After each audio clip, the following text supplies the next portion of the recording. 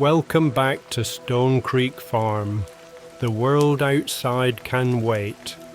There is nowhere else you need to be right now, and nothing that requires your attention. Tonight, you are returning to a place where time moves slowly, where the morning fog wraps everything in softness, and where the simple rhythm of farm life soothes away the noise of the day. Take a deep breath in through your nose, hold it gently for a moment, and then let it go slowly through your mouth. Feel your shoulders drop just a little. Feel the tension begin to melt from your jaw, from your hands, from everywhere you've been holding it. Good, you are safe here. The hour is early, so early that the world is still caught between night and morning. Outside your window at Stone Creek Farm, the fog has rolled in thick and heavy from Mirror Lake, moving like a living thing across the fields and meadows, wrapping the old farmhouse in a blanket of silvery grey. You can barely see the outline of the barn through the mist, just the faintest suggestion of its weathered timber walls and the soft amber glow of a lantern you hung there last evening. The fog muffles everything, softens every sound, turns the familiar landscape into something dreamlike and quiet.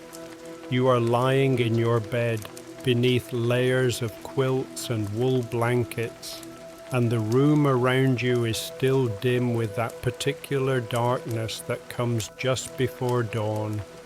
The air is cool against your face, but beneath the covers you are warm, so warm, and for a moment you simply rest there, listening. The house is silent except for the old familiar creaks of timber settling, the whisper of wind moving through the eaves, and somewhere downstairs, the soft snuffling breath of Miller the sheepdog as he sleeps by the dying embers of the fire. There is no rush, there is only this gentle pull toward the morning chores, toward the barn, toward the cows who are waiting for you in their quiet, patient way. You blink slowly, letting your eyes adjust to the darkness, and you stretch just a little beneath the blankets, feeling the weight of sleep still clinging to your limbs. Your body is heavy and warm, reluctant to leave this cocoon of comfort. But there is something deeply satisfying about rising early, about stepping into the fog and beginning the day before the rest of the world has stirred. You know that Bessie and Buttercup are waiting for you. You can almost hear their soft lowing, feel the warmth of their great shaggy bodies in the barn, smell the sweet hay and the earthy richness of the stable. And so you sit up slowly, letting the cool air touch your skin, and you swing your legs out from under the covers and place your bare feet on the worn wooden floorboards. The wood is cool beneath your feet, smooth from years of wear, and you can feel the grain of it, the way each board is slightly different from the next, some wider, some narrower, all of them fitted together by hands that worked long ago. You stand carefully, reaching for the thick wool socks you left folded on the chair beside your bed. You pull them on, one foot and then the other, feeling the soft fibers warm your skin immediately, and you wiggle your toes inside them, feeling the comfort of the wool, the way it cushions each step. Then you reach for your old canvas trousers, the ones that have been washed so many times the fabric is soft as flannel, and you pull them on, one leg and then the other, fastening the button at your waist and adjusting them until they sit comfortably on your hips. Your flannel shirt hangs on a peg by the door, and you reach for it, feeling the weight of it in your hands. The fabric is thick and warm, a deep red plaid that has faded over the years to soft burgundy and cream, and as you pull it on, you feel the softness of it against your skin, the way it has been worn and washed until it feels like a second skin. You button it slowly, starting at the bottom and working your way up, your fingers knowing each button by heart, and then you tuck the tails into your trousers. Over the shirt goes your heavy knit sweater, a thick fisherman's knit in undyed wool, the color of cream and oatmeal, and you pull it over your head, feeling it settle onto your shoulders, heavy and warm. The neck is slightly loose, worn from years of wear, and it sits comfortably against your collarbone, not too tight, not too loose, just right. You reach for your boots last of all, and they sit by the chair where you left them last night. Old leather work boots that have been resoled twice and are now molded perfectly to the shape of your feet. You sit back down on the edge of the bed and pull them on, first the left, then the right, feeling the familiar comfort of them, the way the leather has softened and shaped itself to your ankles, your arches, your heels. You lace them slowly, crossing the laces through each eyelet, pulling them snug but not too tight, and you tie them in double knots that will hold all morning. The ritual of dressing is soothing, familiar. Each piece of clothing a part of the armor you wear against the morning chill, each layer adding warmth and comfort. Before you leave the room, you pause by the window and look out into the fog. It presses against the glass like something alive, swirling and shifting, and you can see the way it moves in currents, in waves, flowing like water. Through it you can just barely make out the darker shapes of the barn, a solid mass in the greyness, and the fence line beyond it, the posts emerging from the fog like sentinels. The tall sentinel pines of Deep Pine Ridge stand watch at the edge of the property, their tops disappearing into the mist, and you can smell the pine scent even through the closed window, sharp and clean. The world is soft and hushed, wrapped in silence, and you feel a deep sense of peace settle into your chest. There is nowhere else you need to be. This is exactly where you belong. You make your way downstairs, moving carefully in the dim light, one hand trailing along the smooth banister. The wood is cool beneath your palm, worn smooth by countless hands over countless years, and you can feel the gentle curve of it, the way it fits perfectly into your grip. Your boots make soft sounds on the wooden steps, a gentle thump with each footfall, and the stairs creak slightly, each one having its own particular voice, its own song. You know which steps creak the loudest, which ones are silent, and you move down them with the ease of long familiarity. At the bottom of the stairs, Miller lifts his great shaggy head from where he lies on his rug beside the fireplace. His white face glows faintly in the ember light, and his dark eyes regard you with calm recognition. His tail thumps once, twice, 3 times against the floor in slow greeting, a heavy, solid sound that speaks of contentment and trust. You reach down and run your hand over his head, feeling the thick, soft fur beneath your palm, the warmth of his skull, the shape of his ears. He pushes his head into your hand, asking for more, and you oblige, scratching behind his ears, under his chin, along his neck, and he sighs contentedly and lowers his head again, already drifting back to sleep. His breathing is deep and even, and you can feel the rise and fall of his rib cage beneath your hand. Fig the orange tabby is curled in one of the velvet armchairs, a small ball of ginger fur tucked into the corner where the armrest meets the back. She has found the warmest spot in the room as always, the place where the heat from the dying fire still lingers in the fabric, and she is deeply, blissfully asleep. Her paws are tucked under her chest, and her tail is wrapped around her body, and her face is hidden in the curve of her foreleg. You can hear the faint sound of her breathing, soft and steady, and you smile at the sight of her, so perfectly content, so utterly at peace.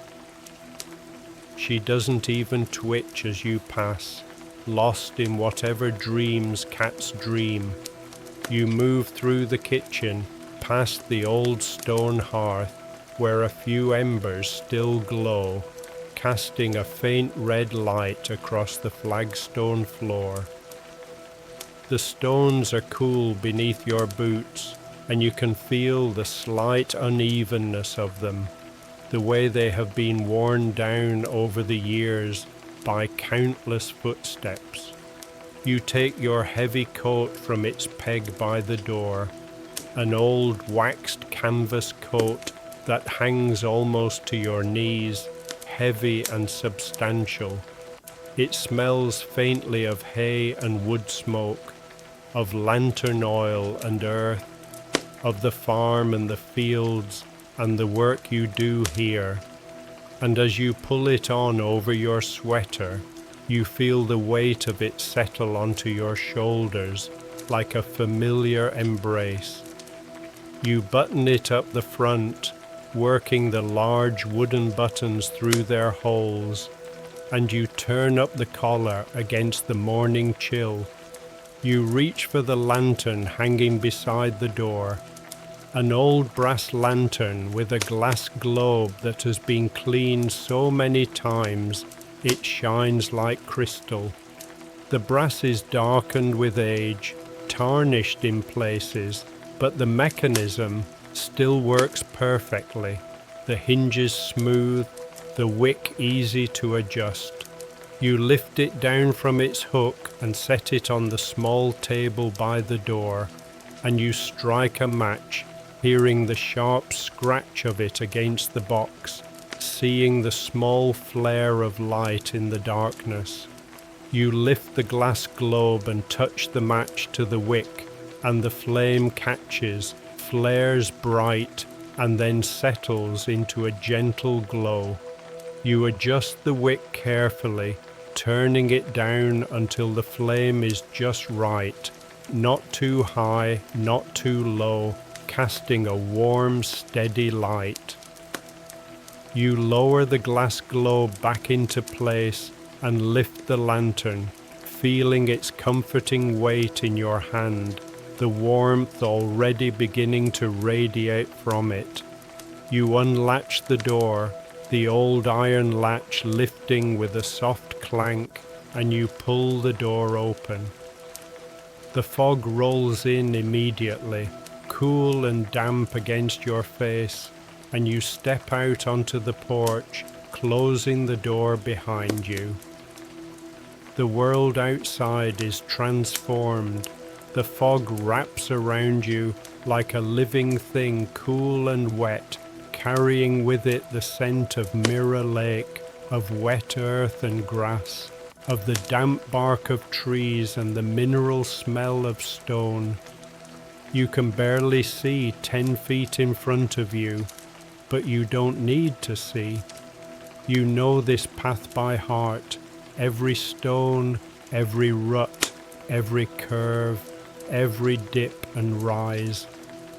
You hold the lantern up, watching the way its light turns the fog into a swirling mass of gold and silver, the droplets of moisture catching the light and glowing like tiny stars. The fog seems to move away from the lantern, parting slightly, and then closing in again behind you as you move.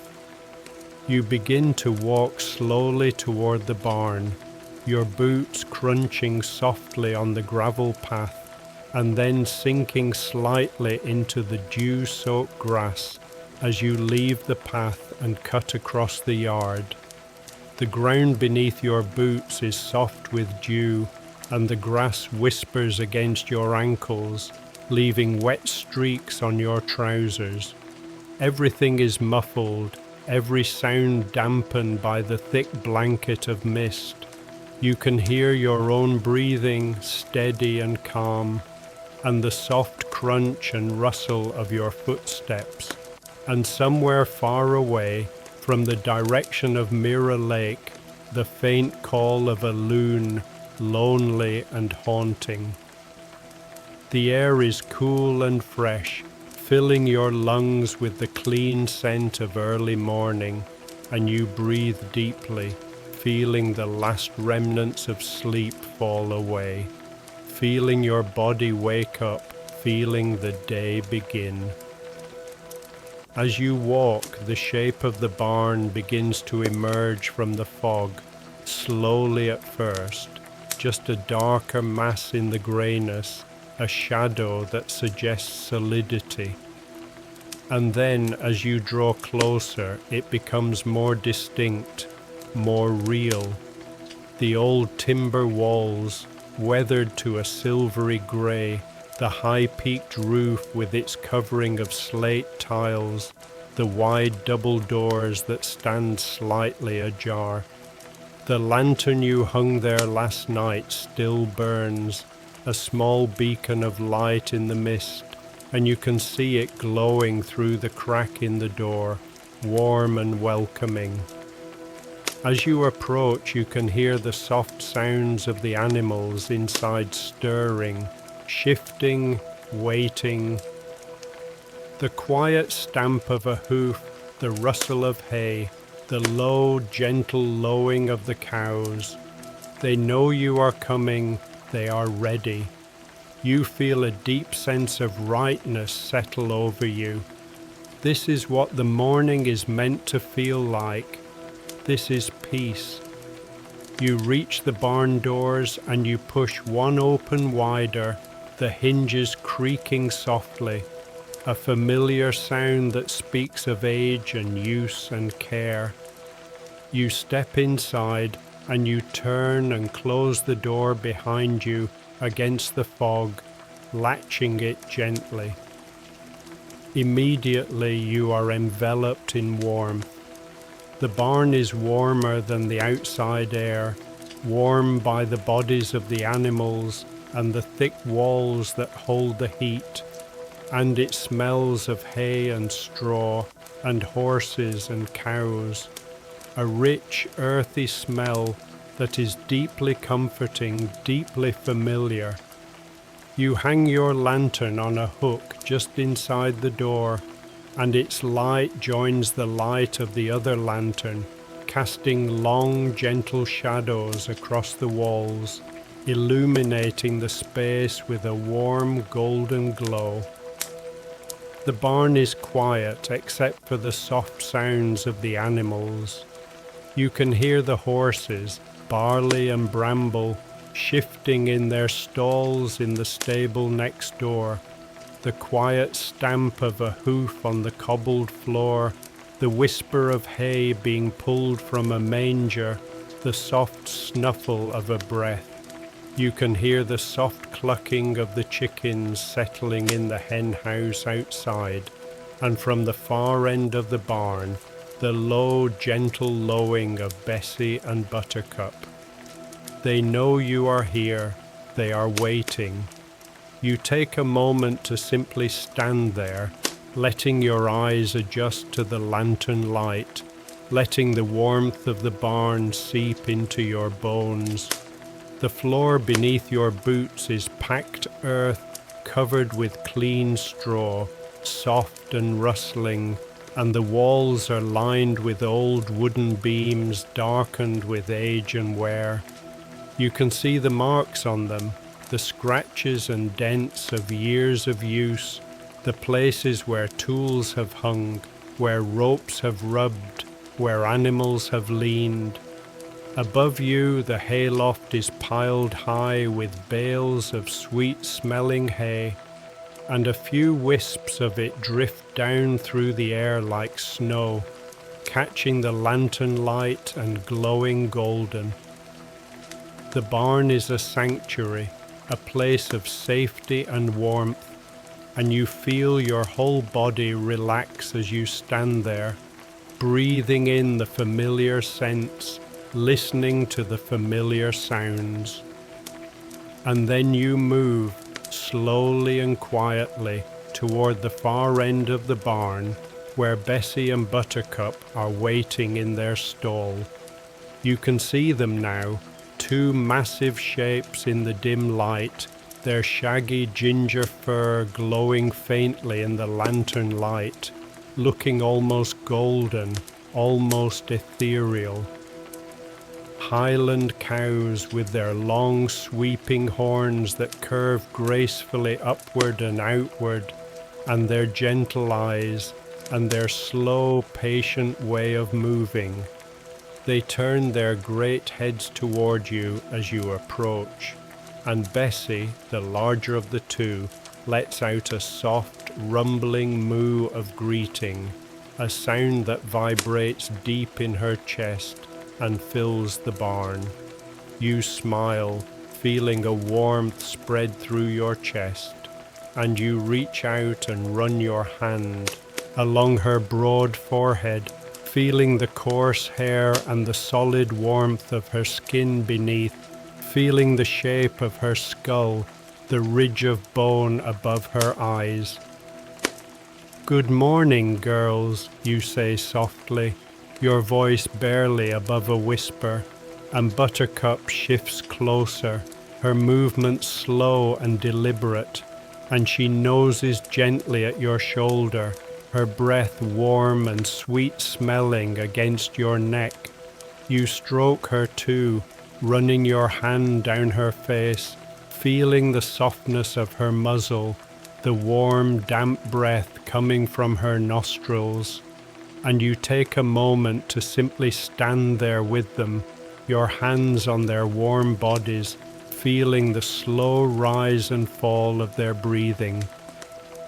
There is something deeply grounding about being with the cows, something that pulls you into the present moment, that quiets the noise in your mind. They are so calm, so patient, so utterly content, and their presence is like a balm, soothing and healing. You step back and begin to gather what you need for the milking.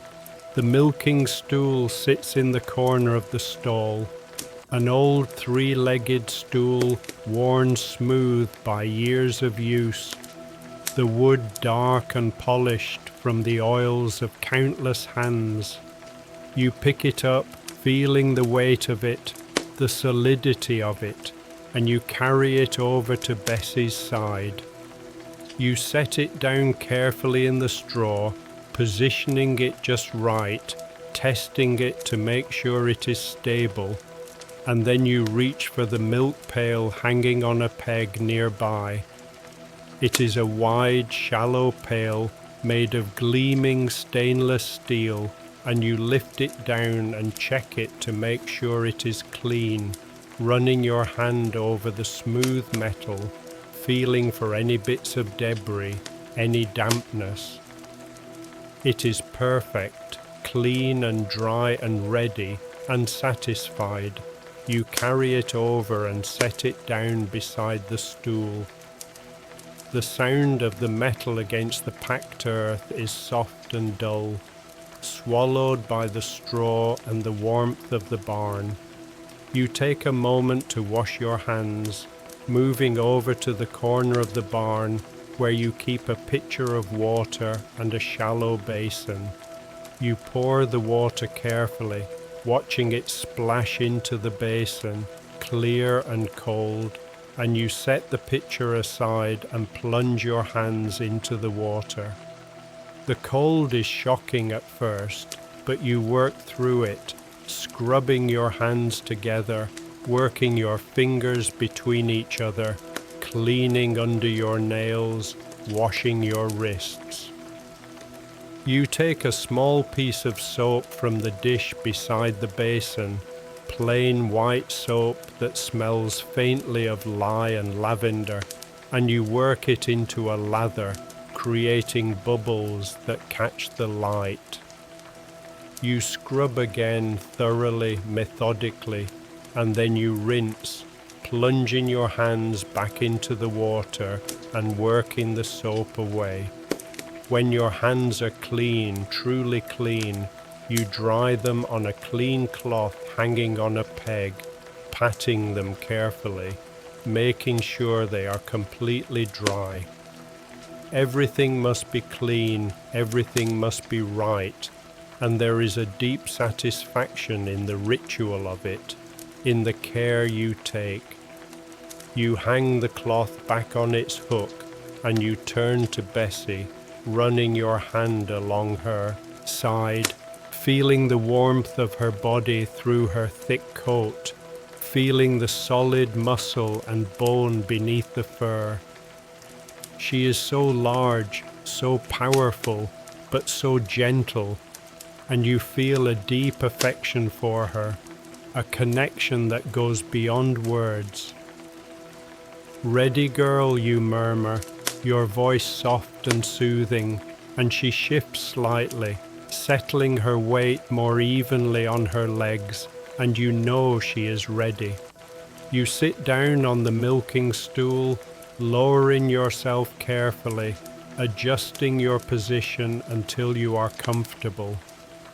The stool is low, and you have to lean forward slightly, your shoulder against Bessie's warm flank, and you pull the milk pail closer with your foot, positioning it just beneath her udder. You settle yourself, taking a deep breath, feeling the warmth of the barn, the presence of the cows, and you let the breath out slowly, feeling your body relax, feeling yourself sink into the moment. You reach out and touch Bessie's udder gently, running your hands over the soft, warm skin, checking for any swelling or tenderness, any sign of discomfort. The udder is large and full, the skin smooth and warm to the touch, and you can feel the weight of the milk there, the heaviness of it, ready to be released. You run your hands over each quarter of the udder, feeling carefully, and she is healthy as always, everything as it should be. You wrap your hand around one of her teats, feeling the smooth, slightly rough texture of the skin, the warmth of it, the way it fits perfectly in your palm.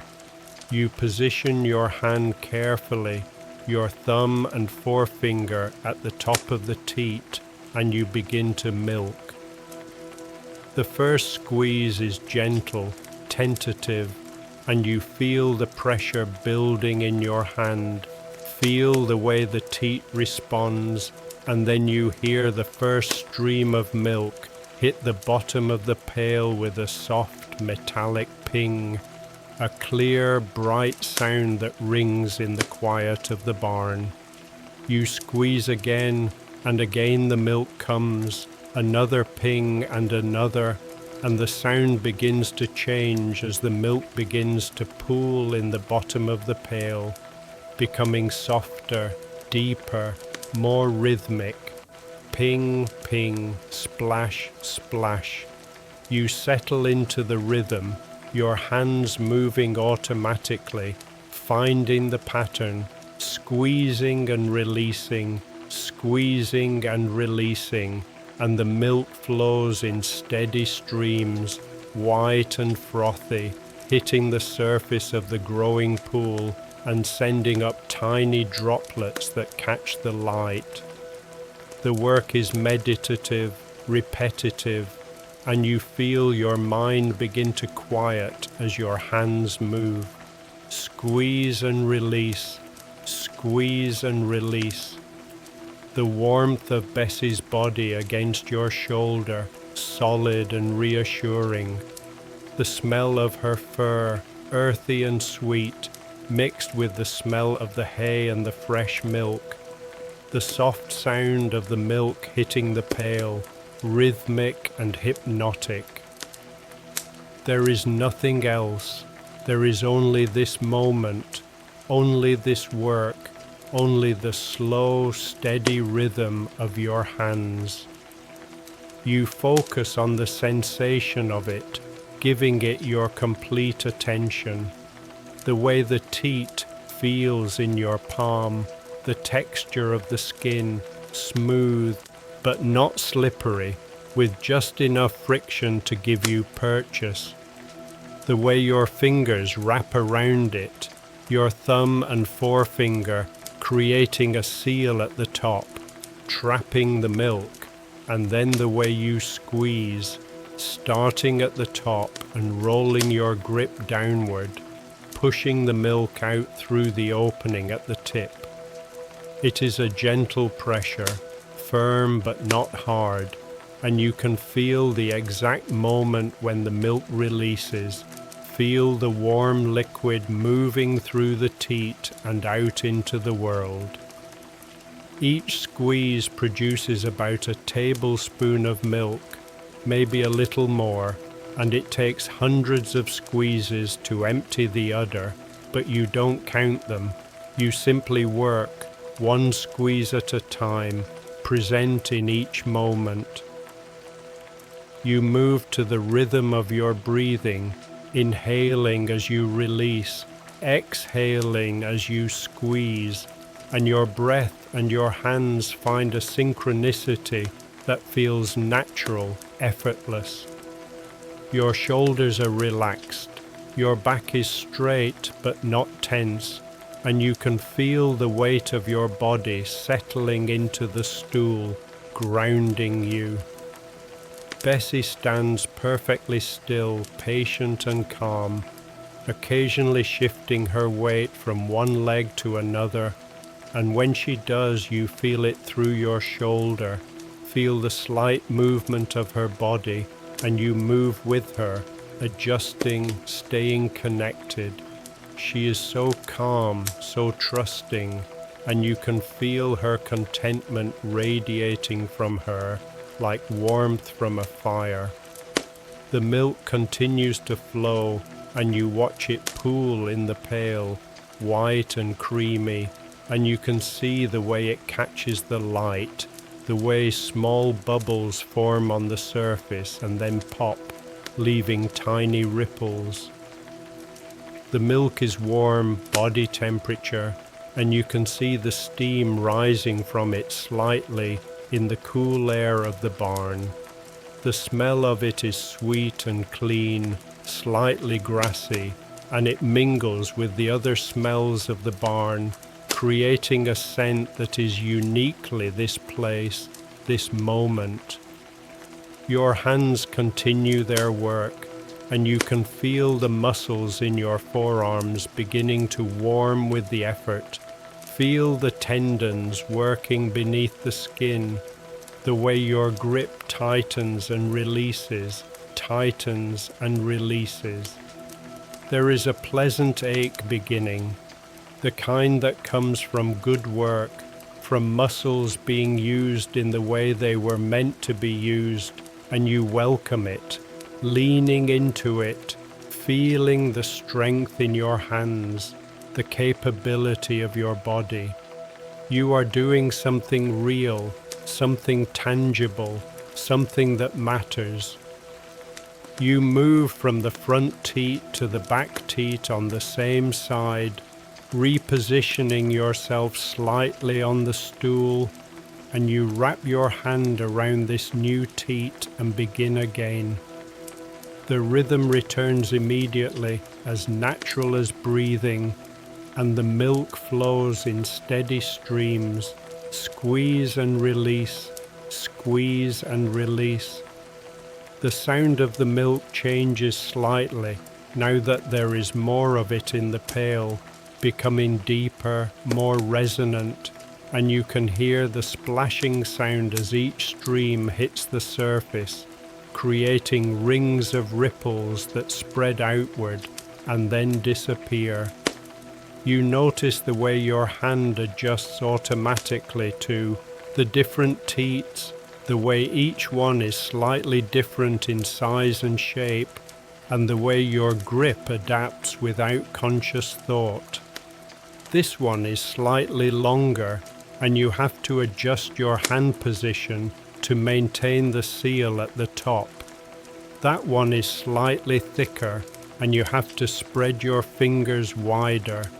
Your body knows this work, has learned it through repetition, through hundreds of mornings just like this one, and you trust it, letting your hands move without overthinking, letting the rhythm carry you. Bessie shifts again just slightly, and you feel her tail swish against your back, brushing away a fly that isn't there, just an automatic movement. You feel the weight of it, the coarse hair of her tail, and it is comforting, another point of contact, another reminder that you are connected, that you are working together. She lets out a soft breath, a sigh, and you can feel it move through her body, feel the expansion and contraction of her ribs, and you know she is relaxed, comfortable, content. The milk is rising higher in the pail now, and you can feel the weight of it, the way the pail has become heavier, more substantial. You estimate you have collected about a quarter of the milk from this side, maybe a little less, and you continue your work, your hands never stopping, the rhythm never faltering. Your mind has gone quiet now, completely quiet, no longer thinking about anything except the work itself, the sensation of it, the rhythm of it. You are fully present, fully here, and there is a deep peace in that, a sense of rightness that fills your chest and spreads through your entire body. You think about the nature of this work, about how ancient it is, how unchanged. For thousands of years, humans have been milking animals, sitting on low stools just like this one, working with their hands, coaxing milk from udders, and the work is exactly the same now as it was then. The tools might be slightly different. The pail might be stainless steel instead of wood or clay, but the essential nature of the work is unchanged. You are part of a long, unbroken chain, connected to every farmer and every herder and every dairymaid who has ever done this work, and the thought fills you with a sense of belonging, of being part of something larger than yourself, something timeless. The lantern flickers slightly in a draft from the rafters, and you glance up at it for a moment, watching the way the flame dances behind the glass, casting shadows that sway and shift across the walls. The shadows are soothing, gentle, and they add to the hypnotic quality of the moment, Everything is soft here. Everything is warm. Everything is safe. You return your attention to your hands, to the milk, to the work, and you continue. Squeeze and release. Squeeze and release. Your breathing has slowed even more, deep and even, and you realize you are breathing in time with Bessie's breathing, the two of you synchronized, moving together as one. You can feel the rise and burn, fall of her chest against your shoulder, feel the warm air moving in and out of her lungs, and it is like a meditation, a shared rhythm that connects you in a way that goes beyond words. The milk continues to flow, and your hands continue their work, and time seems to slow, to stretch, to become something fluid and elastic. You lose track of how long you have been sitting here, whether it has been 5 minutes or 50, and it doesn't matter.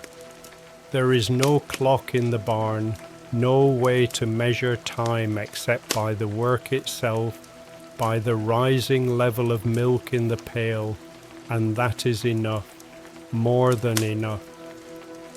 You can feel a shift in the teat now, a subtle change, and you know that this quarter of the udder is nearly empty. The milk is coming more slowly now, requiring more effort to extract, and you adjust your technique slightly, using a little more pressure, working more carefully. You squeeze and release, and after a few more minutes, the flow stops completely.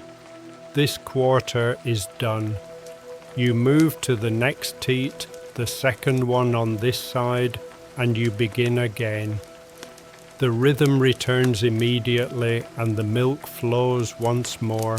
Squeeze and release, squeeze and release.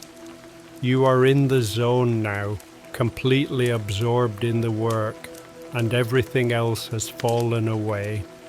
There is no past, no future, only this eternal present, only the warmth and the rhythm and the milk flowing into the pail. Your hands know what to do, and you trust them, letting them work, letting yourself simply be here, simply exist in this moment. You notice the small details around you, the way they become magnified in this state of deep presence. The way a piece of straw clings to Bessie's fur, caught in the thick tangle of it. The way the lantern light reflects off a cobweb in the corner, making it glow like spun silver. The way your own breath creates a small cloud of mist in the cool air, visible for just a moment before it dissipates. The way the milk foams slightly as it hits the surface of the pail, creating a delicate lace of bubbles that pops and reforms with each new stream. All of it is beautiful, all of it is perfect, and you feel a deep gratitude for being here, for being alive, for being part of this moment. The second teat empties, and you move to the other side of Bessie, standing carefully, stretching your back, feeling the pleasant ache in your muscles. You pick up the stool and carry it around to her other side, and you set it down in the straw and position the pail and settle yourself once more. You wrap your hand around the first teat on this side and begin again. Squeeze and release, squeeze and release. The milk flows and the rhythm continues, and you sink back into that meditative state, that place of deep calm and presence. Your hands work and the milk flows, and Bessie stands patient and still, and the barn is warm and quiet and filled with the soft sounds of life. The horses shift in their stalls, and somewhere outside you can hear the faint call of a rooster, distant and muffled by the fog. The world is waking up slowly, gently, but here in the barn time seems to stand still, held in suspension by the warmth and the work and the steady rhythm of the milking. You continue to milk, moving from teat to teat, your hands never stopping, and the pail fills higher and higher. You can see the level rising, see the way the milk sloshes slightly when Bessie shifts her weight, and you adjust the position of the pail to keep it safe, to keep it from spilling.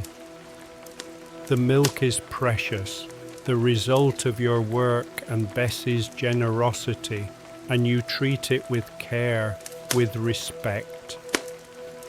Finally, after what feels like both a moment and an eternity, you feel that Bessie is finished, that the last of the milk has been released and her udder is soft and empty. You sit back on the stool and take a deep breath, feeling the satisfaction of work completed, of a job well done.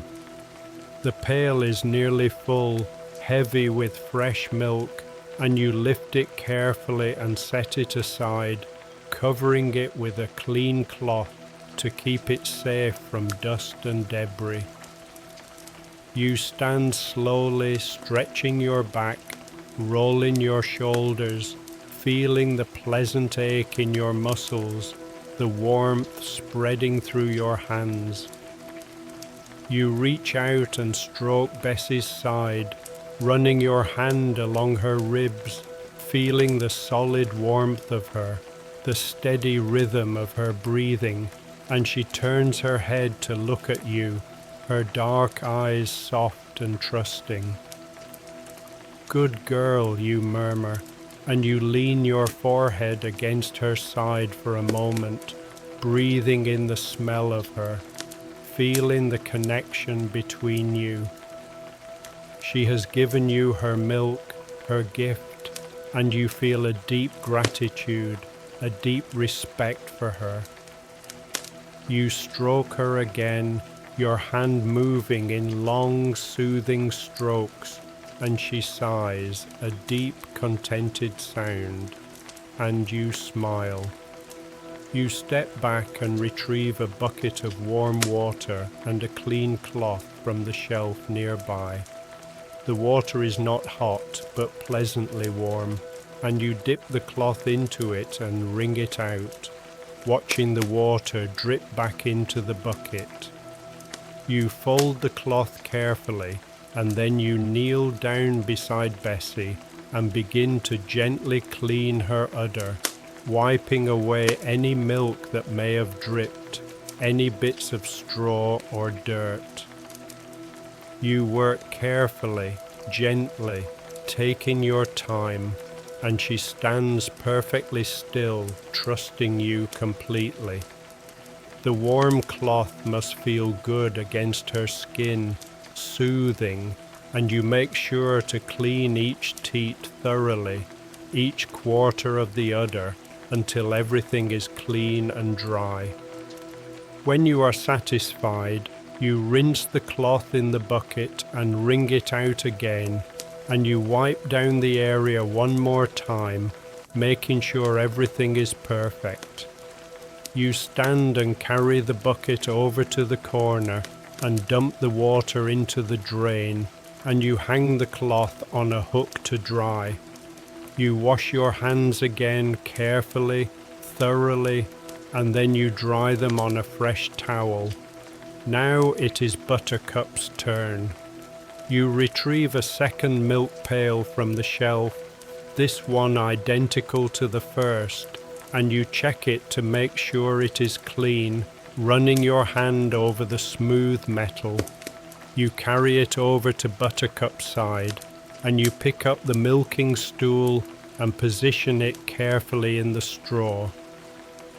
Buttercup watches you with those same soft, patient eyes, and she shifts slightly in the straw, ready for her turn, and you can see the trust in her gaze, the contentment.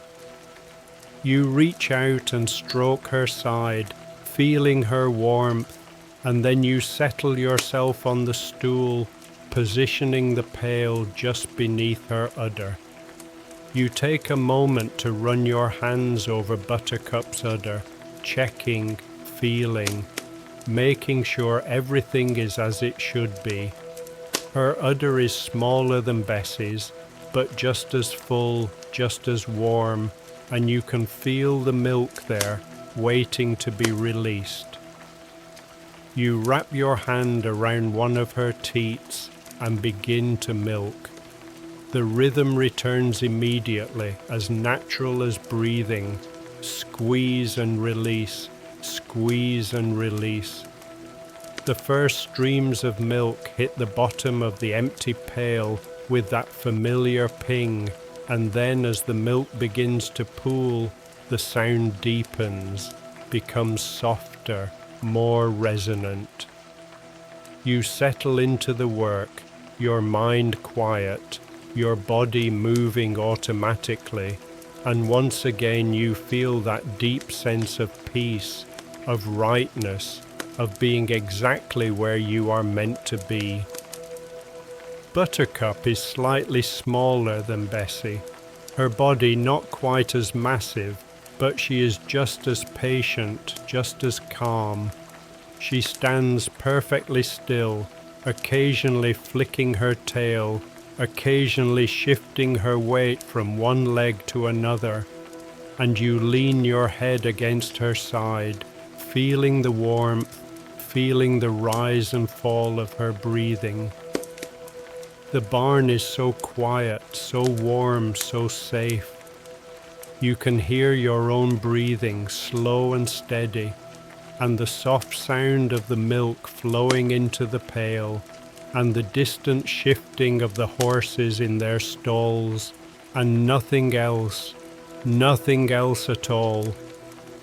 You focus on your hands again, on the sensation of the work, giving it your complete attention, the way the teat feels in your grip, the warmth of it, the texture, the way the milk releases with each squeeze, warm and satisfying, the way your fingers work, each one contributing to the rhythm, each one knowing exactly what to do without being told.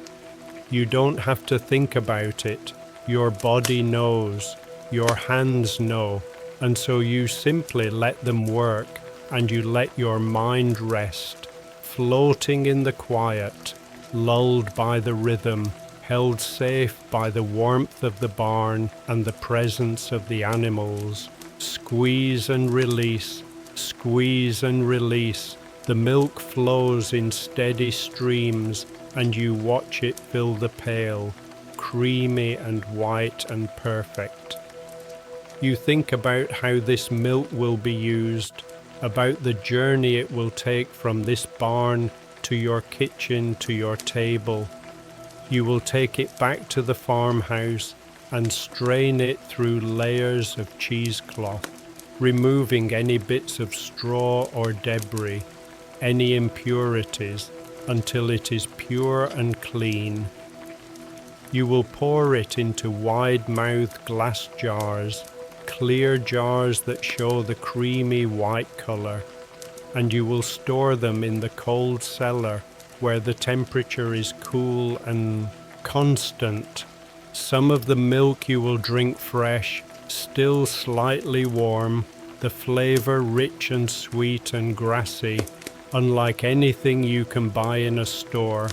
Some of it you will let the cream rise to the top overnight, and in the morning you will skim off that thick layer of golden cream and use it in your coffee, or whip it for desserts, or shake it in a jar until it turns to butter. Some of the milk you will culture with yogurt starter and let it sit wrapped in towels until it thickens into tangy, creamy yogurt. Some of it you will heat gently with rennet and watch it separate into curds and whey, and you will press the curds into molds and age them into cheese. And some of the milk, some of the very best of it, you will take into town to Little Briar, to Mrs. Puddle at the bakery, and she will use it to make her famous scones, light and fluffy and rich, and her custards, smooth and sweet, and her cream pies that people come from miles around to buy. She always greets you with a flowery hug and a warm smile, and she always saves you a scone, still warm from the oven, to eat on your way home. Nothing is wasted, everything has a purpose, and there is a deep satisfaction in that, in knowing that this work, this simple, ancient work, is part of the cycle, part of the rhythm of life on the farm, part of the web that connects you to the land and the animals and the community. Your hands move steadily, and you feel the warmth of the milk on your fingers, the slight stickiness of it, and you wipe them occasionally on the cloth tucked into your belt, keeping them clean, keeping your grip firm. The pail is filling now, the weight of it increasing with each squeeze, and you can hear the way the sound of the milk changes as the level rises, becoming deeper, more muffled. You adjust your position slightly on the stool, keeping yourself comfortable, keeping the pail steady. Buttercup shifts her weight from one leg to the other, a slow, gentle motion, and you feel her move, feel the shift of her body against your shoulder, and you move with her, adjusting, staying connected. She is so calm, so trusting, and you feel a deep affection for her, a bond that goes beyond words. You have cared for her for years, tended her through seasons and storms, and she knows you, trusts you, and that trust is a gift, something precious and sacred. The rhythm of the milking continues, endless and soothing, and you feel your mind drifting even deeper, floating on the edge of that space between waking and sleeping, between thought and no thought. Squeeze and release, the sound of the milk, the warmth of the cow, the smell of the hay, all of it blending together into a single seamless experience, and you are at the center of it, calm and still and deeply, deeply content. You move from one teat to another, milking each one in turn, your hands moving smoothly, confidently, never rushing, never forcing. The work takes as long as it takes, and there is no hurry, no deadline, no pressure. There is only the work itself, only the rhythm, only the milk flowing into the pail. And as you work, you feel something inside you settling, calming, like sediment sinking to the bottom of a clear pond, leaving the water above crystal clear and still. The lantern flickers again, and you glance up at it, watching the way the flame dances, and then you return your attention to your hands, to the work.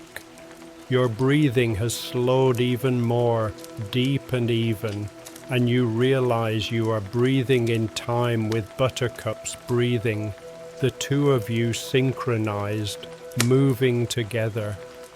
You can feel the rise and fall of her chest against your shoulder, feel the warm air moving in and out of her lungs, and it is like a lullaby, a slow, gentle rhythm that soothes you, that pulls you deeper into this state of calm. The pail continues to fill, and you continue to work, and time continues to stretch and slow, and the barn around you feels like a world unto itself, separate from everything else. The fog outside is still thick, you know, pressing against the walls, but inside the barn it is warm and safe and filled with soft light. Time seems to stop, to hold its breath, and you are suspended in this moment, held safe, held warm, held in the gentle rhythm of the work. When you have milked the first 2 teats on this side, you stand and stretch again, feeling the pleasant ache in your back, in your shoulders, in your hands. You move around to Buttercup's other side, carrying the stool and positioning it carefully, and you settle yourself once more. You wrap your hand around the first teat on this side and begin again.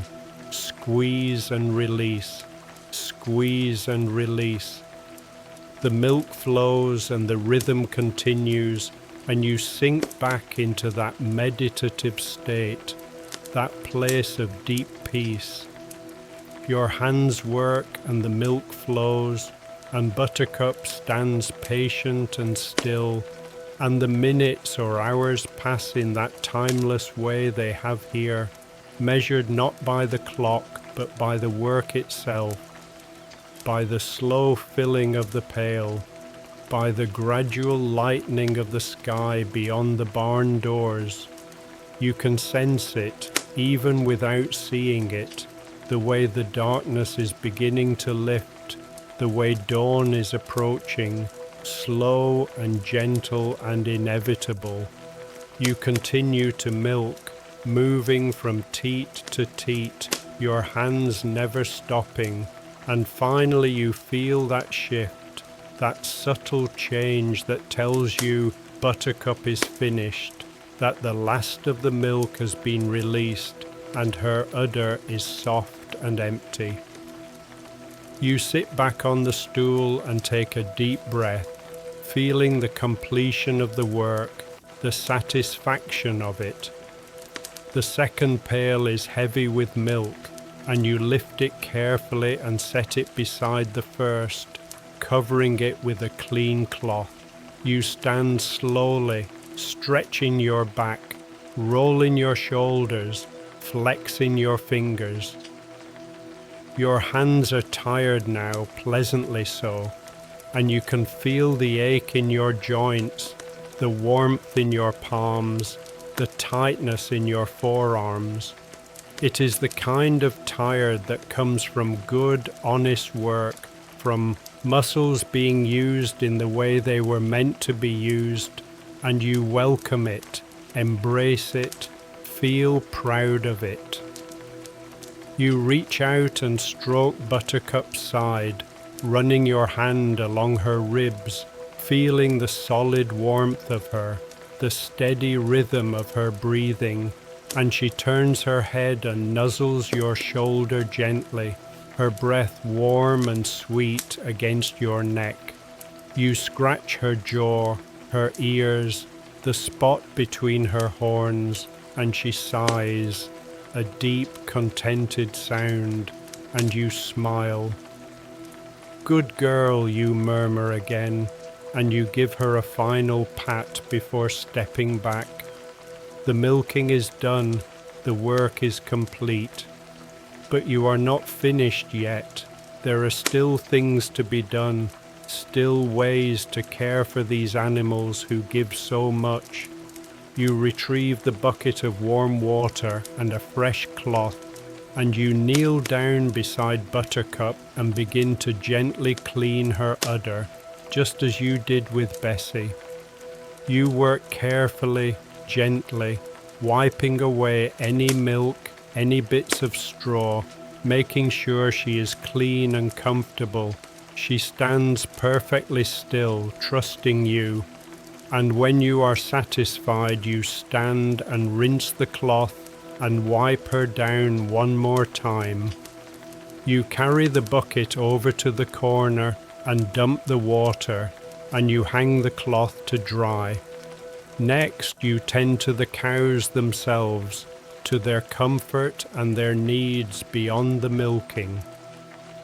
You retrieve a soft brush from the shelf, an old grooming brush with worn bristles, the wood handle smooth and darkened with age, and the oils from countless hands.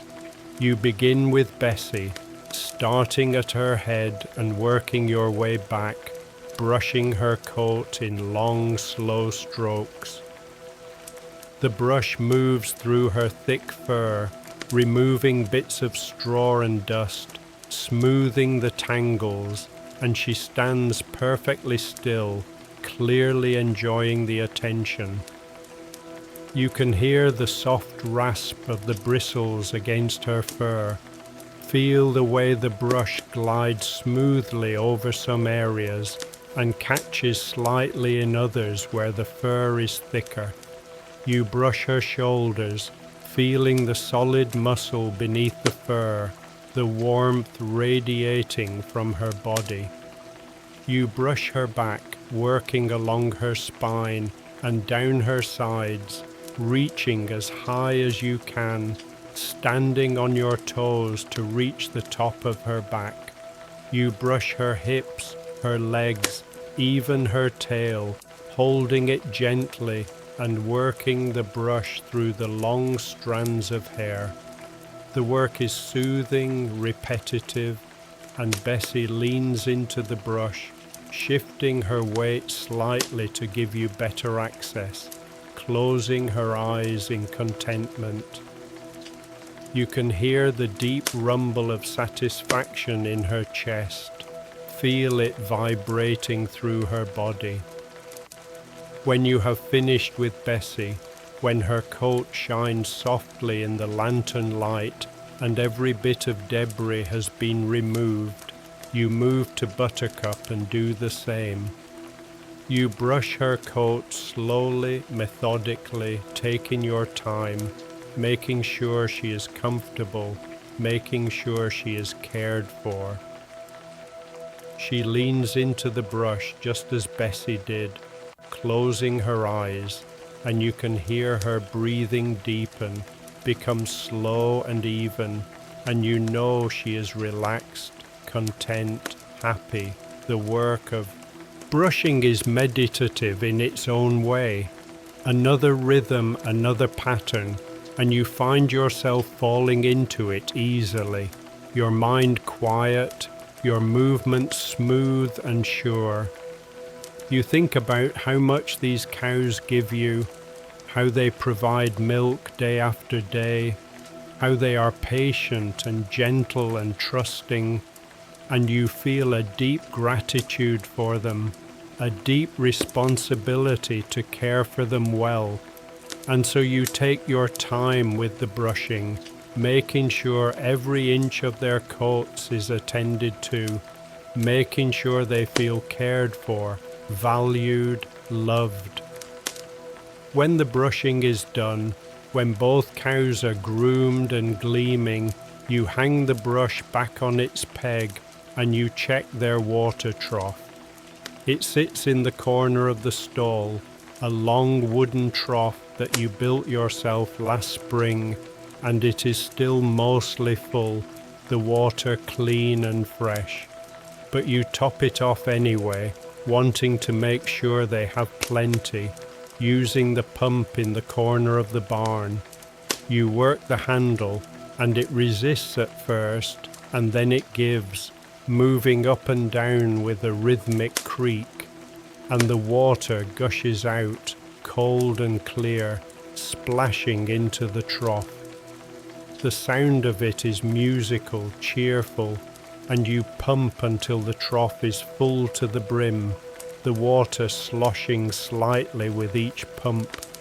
The cows move over to drink immediately, dipping their broad muzzles into the water, and you watch them for a moment, listening to the sound of them drinking, the way the water ripples and splashes.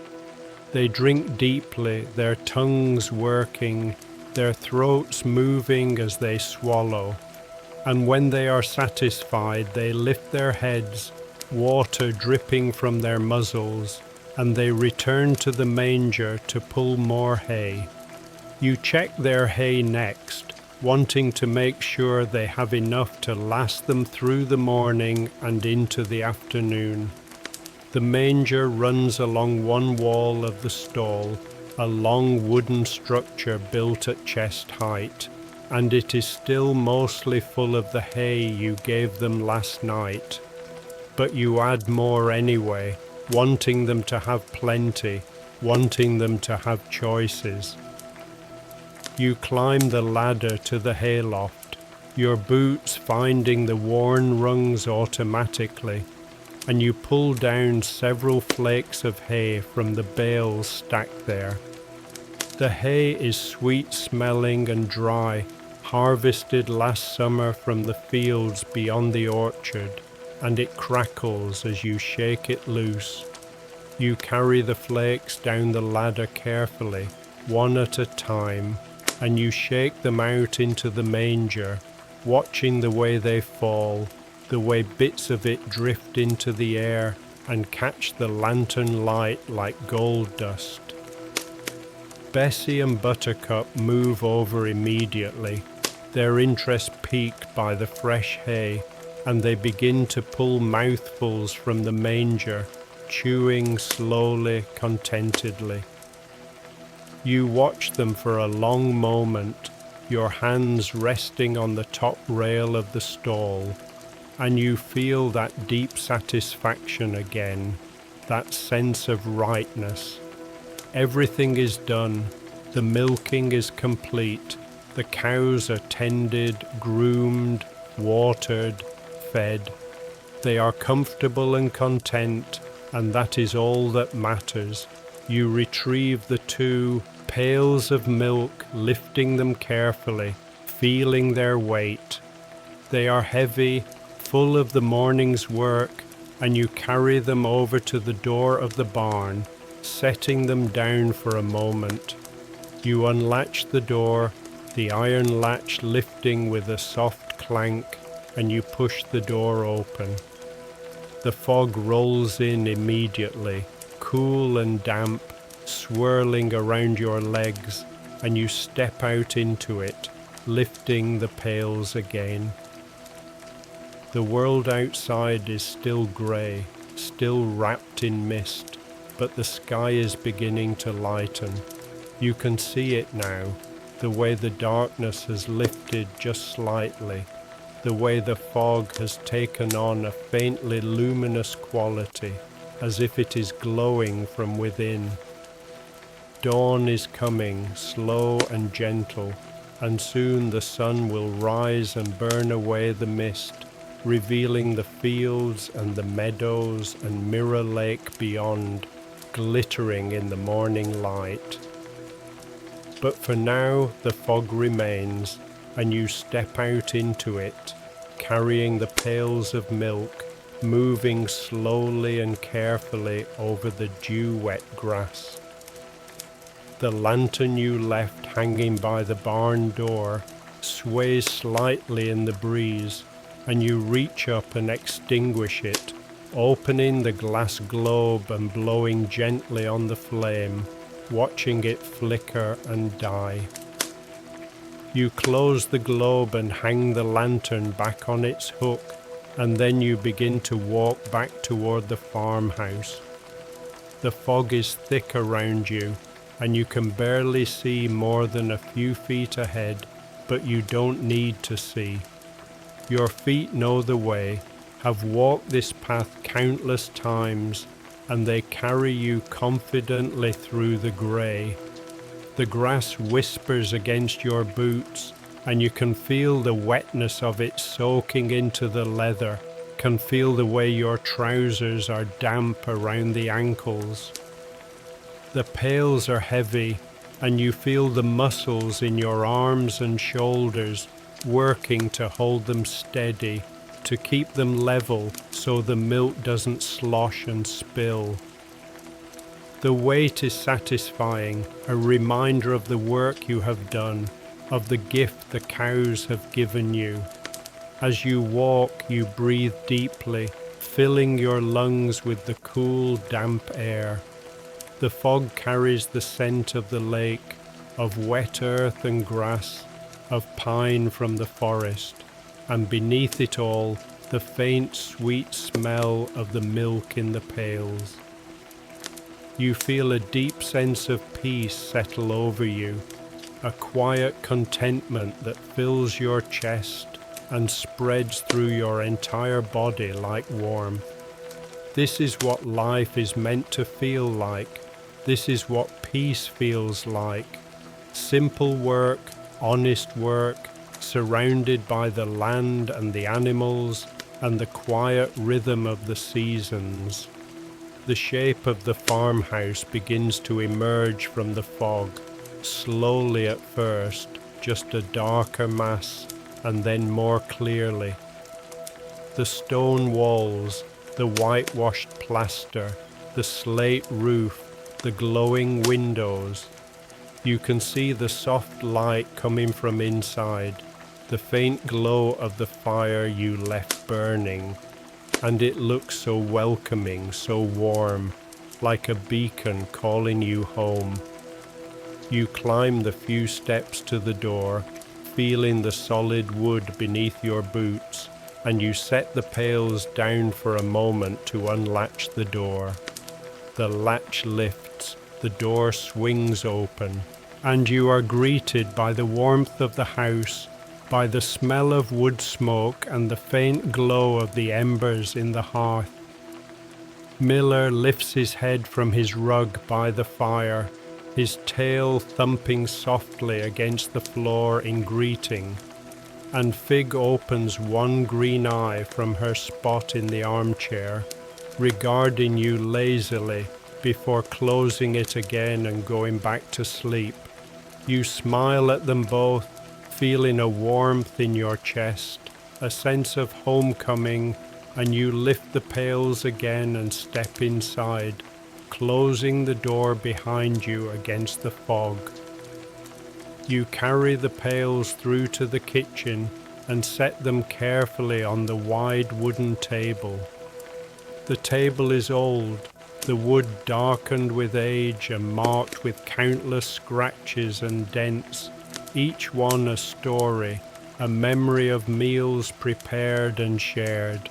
You take a moment to simply stand there, looking at the milk, at the fruits of your labor, and you feel that deep satisfaction again, that sense of accomplishment. You will strain the milk later after you have rested, but for now you simply cover the pails with clean linen cloths, tucking the edges in carefully to keep the milk safe from dust and flies. You remove your coat and hang it back on its peg by the door, feeling the weight lift from your shoulders. You pull off your boots and leave them by the hearth to dry, the leather dark and wet from the dew. Your socks are damp as well, and you peel them off, feeling the warmth of the wooden floor beneath your bare feet. The house is quiet, so quiet, and the fire has burned down to embers again, glowing softly in the hearth, casting a faint red light across the room. You add a few pieces of wood to the fire, small pieces, carefully chosen, and you arrange them on top of the embers and blow gently. The embers glow brighter, and after a moment the wood catches, the flames licking up around it, growing, and soon the fire is burning again, crackling softly, filling the room with warmth and light. You make your way over to the old velvet armchair near the fire, the one that sits beside Fig, and you sink down into it slowly, feeling the soft cushions envelop you, feeling your body relax completely. The chair is warm, heated by the fire, and you pull a thick wool blanket over your lap, tucking it around your legs, cocooning yourself in softness and warmth. Fig opens her eyes again and regards you for a moment, and then she stretches, her front paws reaching out, her back arching, her mouth opening in a wide pink yawn.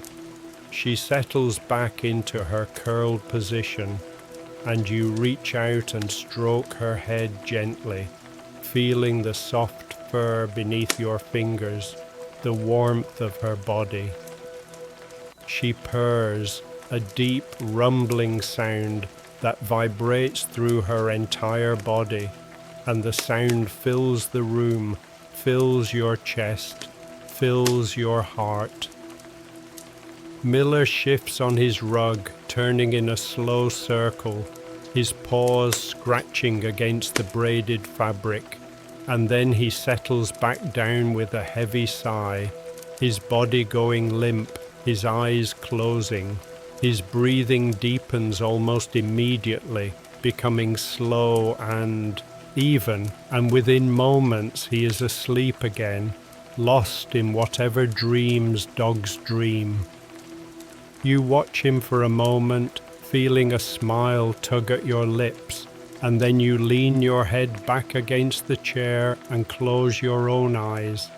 The fire crackles softly, and the warmth spreads through the room, and you can feel it seeping into your bones, melting away the last traces of the morning chill.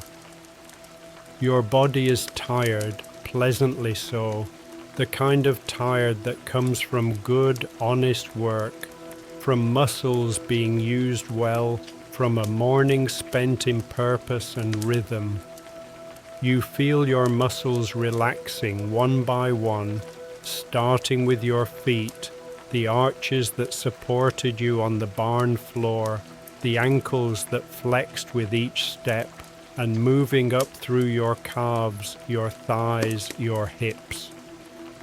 Your back sinks deeper into the chair, the tension releasing from your spine, vertebra by vertebra, and your shoulders drop, heavy and loose. Your arms rest on the worn velvet of the armrests, and you can still feel the ghost of the milking rhythm in your hands, the gentle ache in your fingers, the warmth in your palms. But the ache is fading now, softening, becoming just a pleasant reminder of the work, and your hands lie still and open, completely relaxed. You can hear the sounds of the house around you, the familiar sounds that mean home, that mean safety. The crackle of the fire, the soft whistling of wind through the eaves, the settling creaks of old timber, the sound of Miller's breathing, deep and even and rhythmic, the sound of Fig's purring, that continuous rumble that seems to fill the entire room, and beneath it all, the profound quiet of the fog-wrapped morning, the stillness that comes when the world is holding its breath, waiting for the sun. Your breathing slows naturally, matching the rhythm of the room, matching the rhythm of the animals, and you breathe in through your nose, smelling the wood smoke, the faint scent of milk that clings to your clothes, the lavender that someone long ago tucked into the cushions of this chair. You breathe out through your mouth, and you feel your chest rise and fall, and with each exhale, you feel yourself sinking deeper into the chair, deeper into the warmth, deeper into the quiet. Outside, the fog is beginning to lift. You can sense it even with your eyes closed, the way the light is changing, the way the grayness is slowly giving way to something brighter. The sun is rising somewhere beyond the mist, climbing slowly into the sky, and soon its warmth will burn through the fog and reveal the farm in all its beauty. But that is for later. For now there is only this moment, this perfect quiet moment, and you are held safe in it. You think about the morning's work, about the weight of the milk pails, about Bessie and Buttercup standing so patient and trusting in their stall. You think about the rhythm of the milking, that ancient, timeless rhythm that connected you to something larger, something older. Squeeze and release, squeeze and release. The memory of it is soothing, and you can almost feel it still. The warmth of the teats in your palms, the flow of the milk, the contentment of the cows. You think about how the milk is sitting there on the kitchen table, waiting. Later, when you have rested, you will rise and you will take the cheesecloth, several layers of it, clean and white, and you will drape it over a large bowl. You will lift the first pail and you will pour the milk slowly through the cloth, watching it filter through, watching the tiny particles of straw and dust catch in the weave, while the pure, creamy milk flows into the bowl below. You will gather the corners of the cloth and squeeze gently, extracting every last drop, and then you will repeat the process with the second pail. When all the milk has been strained, you will pour it into glass jars, wide-mouthed jars that seal tight with rubber gaskets, and you will carry them down to the cold cellar. The cellar is cool and dark, smelling of earth and stone, and your milk jars will sit on the shelf alongside jars of preserved vegetables, jars of jam, jars of pickles and relishes. The milk will stay fresh there for days, cold and sweet, and each morning you will bring up a jar and pour yourself a glass, drinking it with your breakfast, tasting the richness of it, the slight grassiness, the sweetness that comes from good pasture and good care. But that is for later. For now you rest. You have earned this rest, this quiet moment by the fire, and you accept it fully, without guilt, without the need to do anything else. The work is done, the cows are tended, the milk is gathered, and you are here, safe and warm, held by the farmhouse and the fire and the presence of miller and fig. Your mind drifts, floating like a leaf on the surface of a still pond, and thoughts come and go without urgency. You think about the seasons turning, about how autumn will give way to winter, about how the fog of morning will give way to the frost of December. You think about how you will need to bring extra hay into the barn, how you will need to make sure the water troughs don't freeze, how you will need to add more bedding to keep the animals warm. But these thoughts are distant, soft-edged, and they drift away as quickly as they come, leaving only the warmth and the quiet. You think about the garden, dormant now beneath the coming frost, about how the soil is resting, gathering strength for spring. You think about the apple trees in Sweetbriar Orchard, their branches bare now, their leaves fallen, but their roots deep and strong, waiting.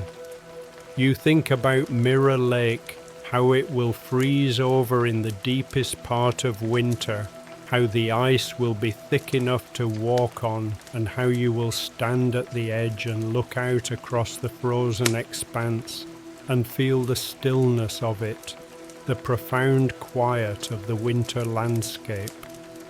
But again these thoughts drift away, and you are left with only the present moment, only the warmth of the fire and the softness of the chair and the gentle rhythm of your breathing, in and out, slow and steady. Your chest rises and falls, and you can feel your heartbeat calm and regular, a soft thud, thud, thud, thud that seems to echo the rhythm of the milking, the rhythm of the farm, the rhythm of life itself. Fig shifts slightly in her chair, readjusting herself, finding an even more comfortable position, and her purring continues, that deep, soothing rumble. You let your hand rest on her warm body, feeling the vibration of the purr through your fingertips, and it is like a lullaby, a gentle humming that seems to resonate in your chest, in your bones, calming you, soothing you, pulling you deeper into relaxation. Miller's breathing is a counterpoint to Fig's purring, a slow, deep rhythm that fills the spaces between, in and out, in and out. You can hear the slight whistle in his breath, the way it catches just barely at the back of his throat, and it is the sound of deep sleep, of complete relaxation, and it pulls you toward that same state. The fire crackles and pops, and a log shifts, settling deeper into the embers, and you can hear the soft hiss as the sap burns, as the wood gives up its stored sunlight in the form of heat and light. The flames dance behind your closed eyelids, and you can see the glow of them even without looking, a warm orange red that pulses gently with the movement of the fire. Your body is so heavy now, so relaxed, and you feel as though you are sinking into the chair, becoming part of it, as though the boundaries between you and the furniture are blurring, dissolving. The blanket is warm over your lap, the weight of it comforting, grounding, and you can feel the texture of the wool against your bare legs, soft and slightly scratchy in the best possible way. You let your jaw relax completely, feeling the tension release from the hinges, feeling your mouth open just slightly. You let your tongue rest soft and heavy in your mouth, not touching the roof, not pressing against your teeth, just resting. You let your eyes relax deeper into their sockets, no longer holding them closed, just letting them be closed, the lids heavy and still. And as you relax more deeply, you feel your awareness beginning to shift, beginning to drift inward. The sounds of the room are still there, but they are more distant now, as though you are hearing them from underwater, muffled and soft.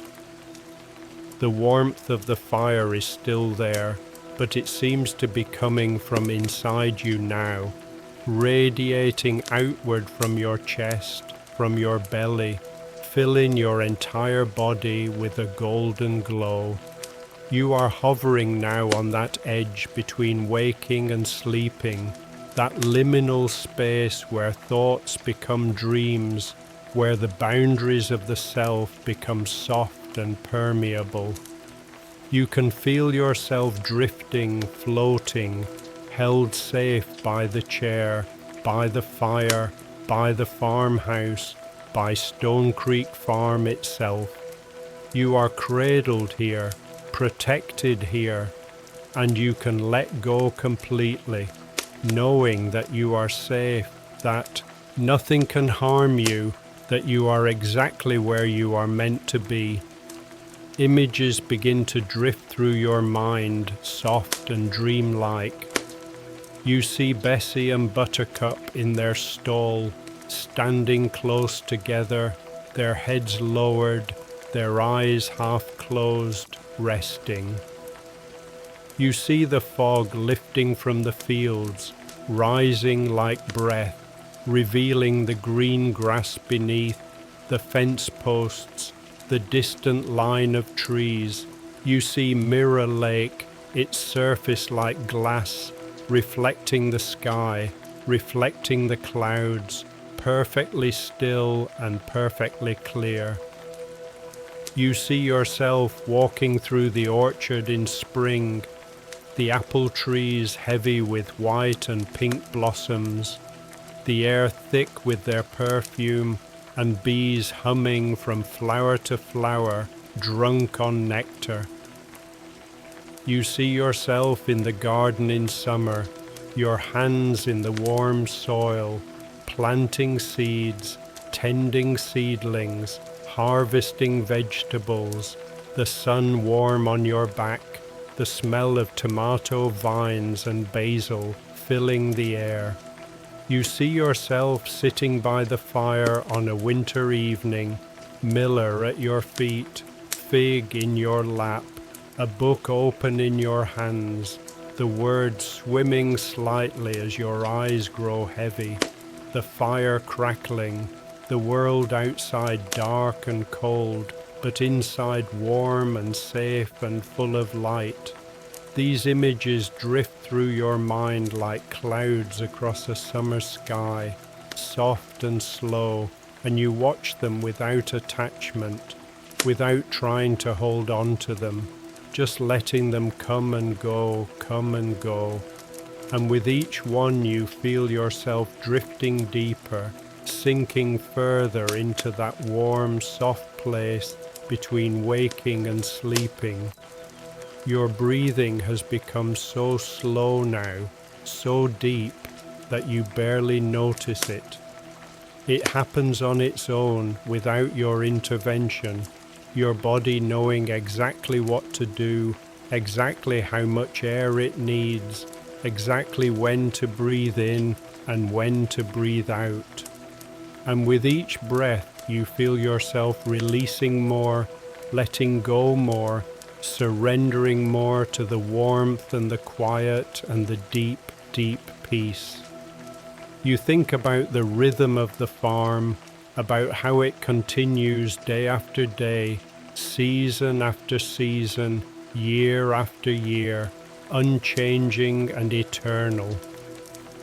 The sun rises and the sun sets. The cows need milking every morning. The chickens need feeding. The horses need tending. The garden needs watering. And through it all there is this deep, abiding rhythm, this heartbeat of the farm that keeps everything moving, everything flowing, everything exactly as it should be. And you are part of that rhythm now, woven into it, inseparable from it. Your heartbeat matches the heartbeat of the farm. Your breathing matches the breathing of the land, and you are held safe in that rhythm, carried by it, supported by it. There is nowhere else you need to be, nothing else you need to do.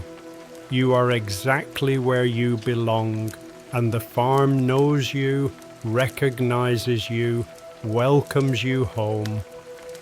The warmth continues to spread through your body, slow and steady, like honey pouring from a jar, and you can feel it in your toes now, in your feet, in your ankles and your calves. You can feel it in your thighs and your hips, in your belly and your chest. You can feel it in your shoulders and your arms, in your hands and your fingers. You can feel it in your neck and your jaw, in your face and your scalp.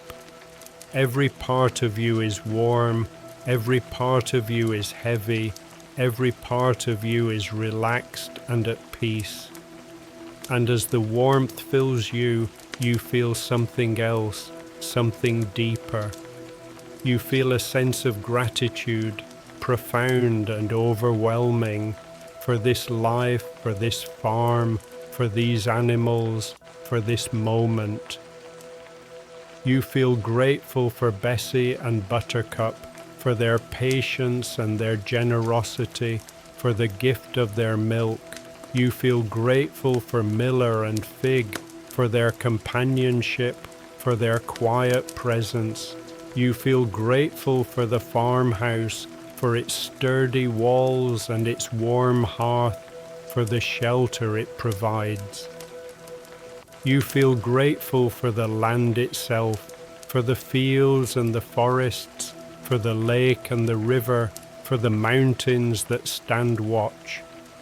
And most of all, you feel grateful for this moment, for this perfect, quiet moment of rest, for the opportunity to simply be without needing to do or achieve or accomplish anything. Just to exist, just to breathe, just to rest. It is enough. You are enough. This is enough. The fire crackles softly, and Fig's purring continues, and Miller's breathing is deep and even, and outside the fog is lifting slowly, gently, revealing the world. But you are here, inside, held safe by the warmth and the quiet, and you let yourself sink deeper, deeper into the chair, into the moment, into the profound peace that surrounds you. You feel yourself letting go of the last traces of tension, the last bits of holding on, and you feel yourself opening, softening, becoming like water, like air, like light. You are dissolving into the warmth, becoming part of the fire, part of the farmhouse, part of Stone Creek Farm itself. You are the fog lifting, you are the grass bending, you are the milk pooling in the jar, you are the breath of the cows, you are everything and nothing, and you are held safe in the arms of this place, this moment, this deep, abiding peace. Your thoughts are fading now, becoming less distinct, less formed, like shadows at dusk.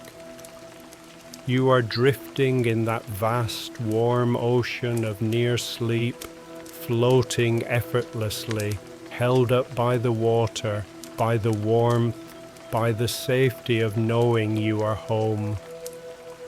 There are no words here, just sensation, just feeling, just the profound quiet of a mind at rest. And as you drift, you hear something, or perhaps you feel it, or perhaps you simply know it.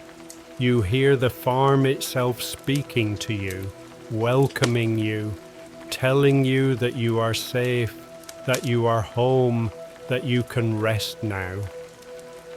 The voice is wordless but clear, and it comes from the stone walls and the timber beams, from the earth beneath the foundation and the sky above the roof, from the animals in the barn and the trees in the forest. You are safe here, the farm whispers. You are home. Rest now. And you believe it completely, without question, because you can feel the truth of it in your bones, in your blood, in every fiber of your being. You are safe, you are home, and you can rest. The fire crackles softly, and the warmth wraps around you like a blanket, and you let yourself sink deeper, deeper into the most profound rest you have ever known. Your body is completely still, completely relaxed, and your mind is quiet, empty, at peace. There is nothing left to do, nothing left to think, nothing left to be except this moment, this warmth, this safety. You are drifting now in that space between sleeping and waking, and the boundary has become so thin, so permeable, that you can no longer tell which side you are on. It doesn't matter. It has never mattered. There is only this, only the warmth and the quiet and the deep, deep peace. And as you drift, you feel yourself being held, cradled, supported by something vast and loving and eternal. It is the farm holding you. It is the land holding you. It is the rhythm of life itself holding you. And you trust it completely, surrender to it completely, knowing that you are safe, that you are protected, that you are loved. The images in your mind have faded away now, leaving only darkness, warm and soft and welcoming. The sounds of the room have faded too, becoming just a gentle hum, a background vibration that supports you without demanding your attention. And in this darkness, in this quiet, you find the deepest rest, the most complete peace. You are dissolving now, becoming part of the warmth, part of the darkness, part of the profound stillness that lies at the heart of all things. You are resting in the space between heartbeats, in the space between breaths, in the eternal now that has no beginning and no end. The fire crackles softly one more time, and then even that sound fades away, and there is only the warmth and the darkness and the profound eternal peace of deep restorative sleep. And so you sleep deeply and peacefully, your body completely relaxed, your mind completely at rest. The farmhouse holds you safe, the fire keeps you warm, and Miller and Fig keep watch over you, loyal and true. Outside, the fog continues to lift, slowly revealing the farm in all its beauty, but you don't see it. You are far away now, deep in the realm of sleep, where the body heals and the mind rests and the soul is renewed. The morning passes in this way, with you sleeping soundly by the fire, and the farm continues its rhythm around you. The chickens cluck softly in their coop. The horses shift in their stalls. Bessie and Buttercup chew their hay contentedly. The sun climbs higher in the sky, burning away the last of the fog, and the world is revealed, green and beautiful and alive.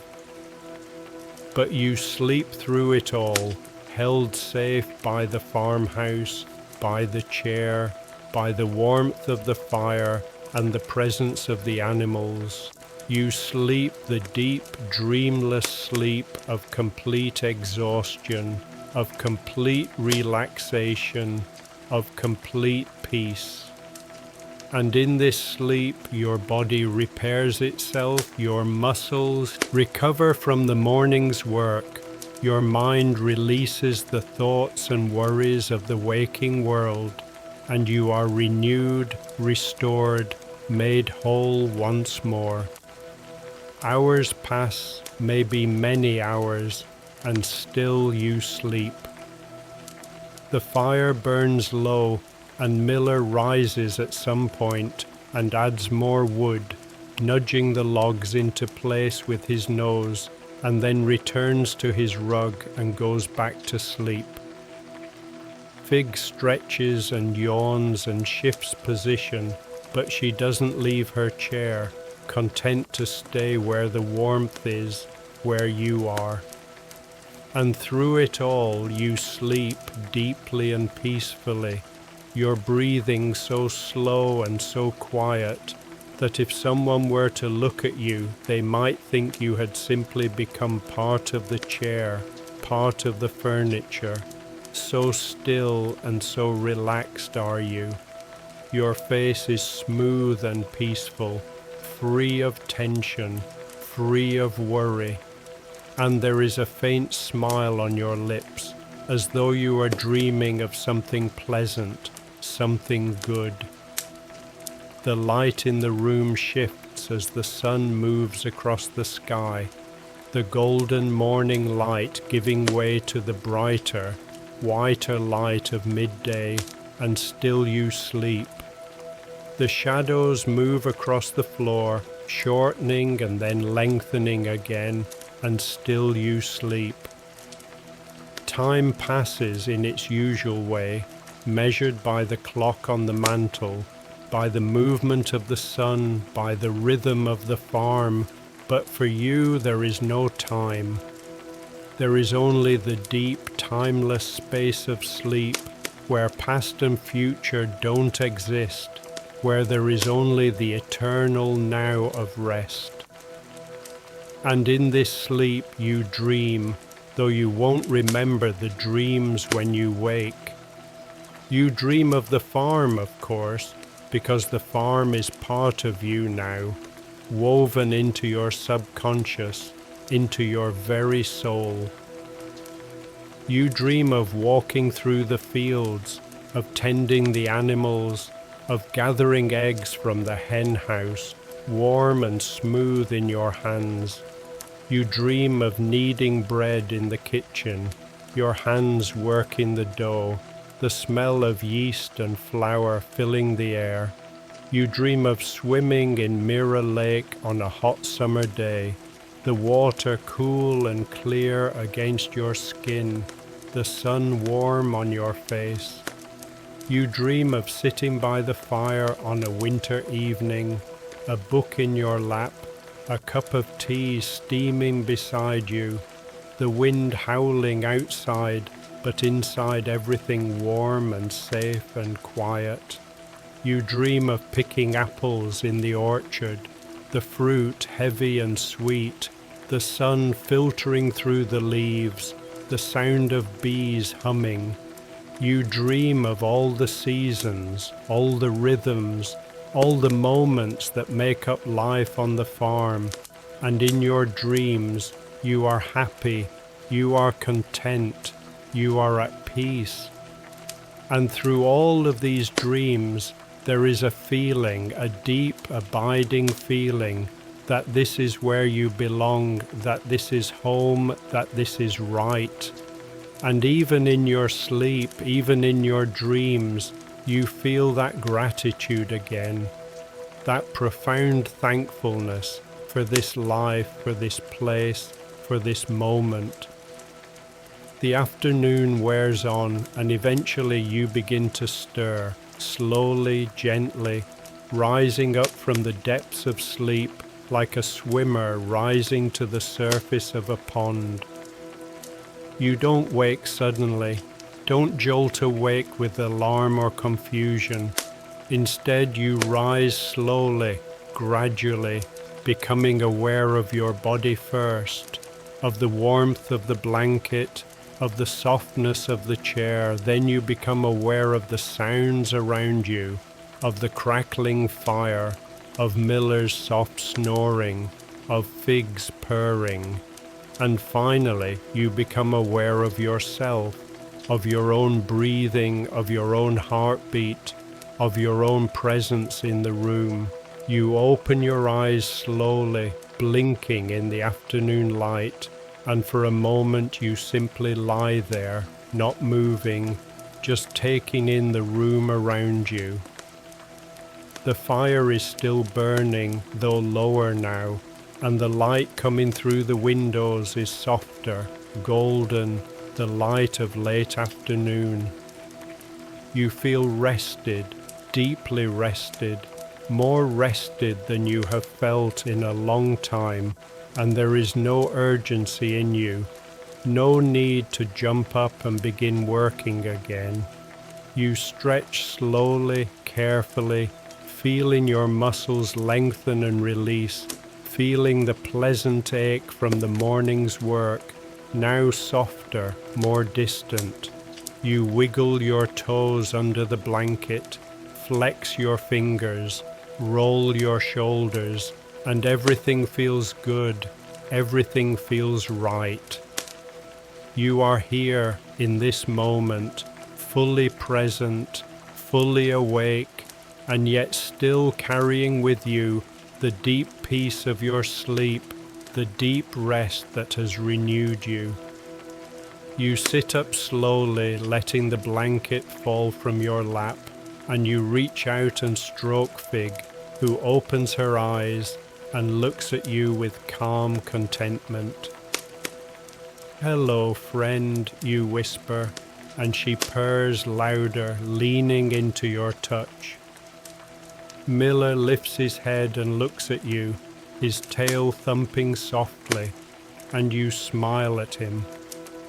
"Hello, Miller," you say, and he thumps his tail again and then lowers his head back to his paws, content to go back to his nap. You stand slowly, feeling the blood flow back into your legs, feeling the floor solid beneath your bare feet, and you make your way over to the window. Outside, the fog is completely gone now, burned away by the sun, and the farm is revealed in all its beauty. The fields are green and lush, the grass still wet with dew. The barn stands solid and strong, its weathered walls glowing in the afternoon light. Beyond the fields you can see Mirror Lake, its surface calm and reflective, and beyond that, the dark line of Deep Pine Ridge, and rising above it all, the rounded shape of Old Greyback, the mountain that stands watch over everything. It is beautiful, it is home, and you are here, safe and warm and rested, ready to step into the rest of the day, ready to continue the rhythm of the farm. But for now, for this moment, you simply stand and look, and you feel that gratitude again, that deep thankfulness for this life, for this place, for this moment. You are safe here at Stone Creek Farm. You have always been safe here, and you always will be. This is your home, your sanctuary, your place of deep and abiding peace. And as you stand there, looking out at the beautiful farm, you know that no matter what happens, no matter what changes come, this will always be here, this rhythm, this peace, this home.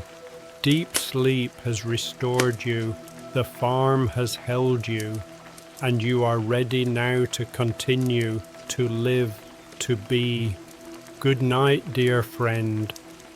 And when the night comes again, when the fog rolls back in from the lake, when the work is done and the animals are tended and the fire is lit, you will return to this chair, to this warmth, to this deep and perfect rest. You will always be welcome here. You will always be safe here. You will always be home. Rest well, sleep deep. You are held. You are loved. You are safe. Good night.